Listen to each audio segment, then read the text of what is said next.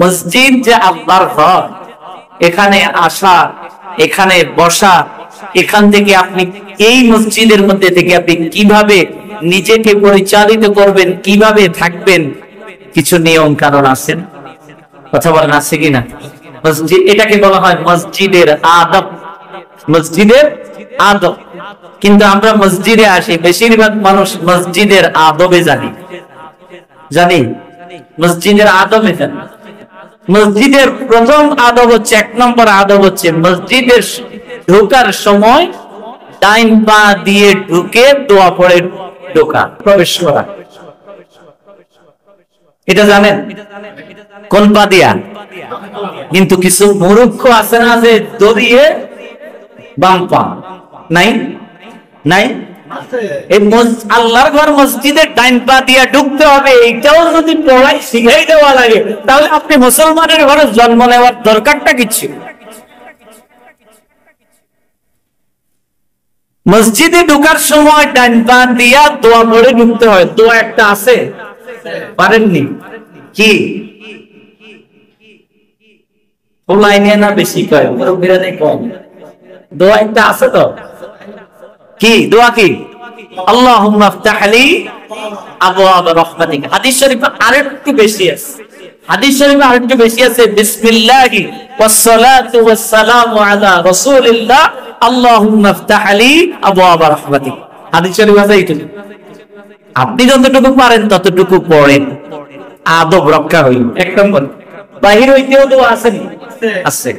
আল্লাহুম্মা ইন্নী আসআলু মিন ফাদলিক। কয়জনে পড়ে? ঢুকতেও কথা বলতে বলতে ঢুকে, বাইরে হইতেও কথা বলতে বলতে ঢুকে। উনি যেইভাবে নিজের ঘরে প্রবেশ করে, আল্লাহর ঘরেও ঠিক ওইভাবে প্রবেশ করে। মনে হয় যে তার কাছে নিজের ঘর আর আল্লাহর ঘরের মাঝে তেমন কোনো পার্থক্য নেই। আছে কিনা?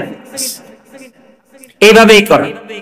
2 নম্বর হচ্ছে মসজিদে আসিয়ে গল্প গুজবে লাগি যায়। আসিয়ে কথা শুন, কি কন, কিও পয়সা, কি অবস্থা, ব্যবসা কেরম চলে, এখন কিচ্ছেন কি আরেন, আপনি এটার লাইনে মসজিদে আসছেন। আপনারা এটার জন্য মসজিদে আসতে কে বলছে? মসজিদের দ্বিতীয় আদব হচ্ছে মসজিদে ঢোকার পরে রাসূলুল্লাহ বলেন, ইযা দাখালা আহাদুকুমুল মসজিদ ফালইয়ারকা রাকাতাইন ক্বাবলা আন ইয়াজলিসা। মসজিদে ঢোকার পরে আপনার জন্য কর্তব্য হচ্ছে বসে যাওয়ার আগে মসজিদে 2 রাকাত নামাজ আদায় করা। মসজিদে ঢুকে এটা আপনার উপরে মসজিদের হক। বসার আগেই কয় রাকাত নামাজ? 2 রাকাত নামাজ। এটাকে তাহিয়াতুল মসজিদ বলে, দুহুলুল মসজিদ বলে।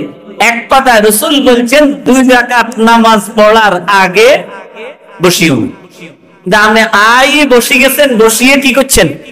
কথাবার্তা শুরু করুন। এটা কি ভাই মসজিদের আদব হইল? এটা মসজিদের আদব হইল। আমি অনেক লম্বা কথা, আমি বিস্তারিত বলবো। 3 নম্বর হচ্ছে মসজিদ পরিষ্কার পরিচ্ছন্ন রাখা। এটা আমার আপনার মুসল্লি হিসাবে সবার দায়িত্ব না মুয়াজ্জিনের দায়িত্ব? এই কথা অন কইছেন, কিন্তু কতক্ষণ ধরে থাকতেন? কতক্ষণ আর দোয়ানে যাই কইবেন? 14-15,000 টাকা দিয়ে মুয়াজ্জিন রাখছে, সেরা জানাল্লাহ। এই হুজুর মসজিদে বালু কিনলে আপনি এই মসজিদে নামাজ আদায় করেন হিসাবে, মসজিদের মুসল্লি হিসাবে মসজিদ পবিত্র রাখা, পরিষ্কার রাখা, এটা আপনার আমার সবার দায়িত্ব। কারণ মুহাম্মদুর রাসূলুল্লাহ সাল্লাল্লাহু আলাইহি ওয়াসাল্লাম সারা পৃথিবীর শ্রেষ্ঠ মানুষ হওয়ার সত্ত্বেও নিজের হাতে মসজিদ ঝাড়ু দিয়েছেন।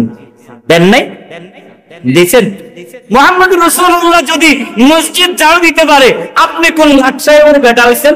দিয়েছেন। এখানে অনেক মানুষ মসজিদের ঝাড়ু হাতে রয়েছেন, অনেক মানুষ এরকম নাই, অনেক মানুষ মানে আছে যে দড়িও চাই, আছে না?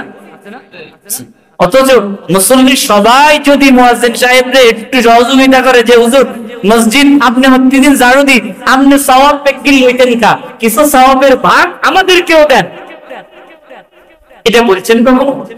বলেন নাই, উল্টা বালু দেখলে মুয়াজ্জিন সাহেব গরম হয়ে গেছে, ঠিক না?